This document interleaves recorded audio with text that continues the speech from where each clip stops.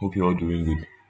Alright, so in this video, I'm going to be teaching you how to move the background from a picture. Alright, as you read from the that you can see this picture has this white background over here. I want to move it, right? So that when we insert it in our Word document, this white background doesn't show. We want to see only the black lining, right? So you're going to open our browser. You're going to search for www.remove.bg.com. Right, you're going to click. We're going to press on enter. We're going to drop our file in there.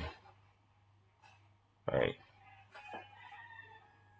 It's very simple, very easy, and it's free too. See, so after this, we're going to download, and we have our file here. It's in. It will be saved in download. So just going to drop and paste. Yeah, so you can see the difference, right?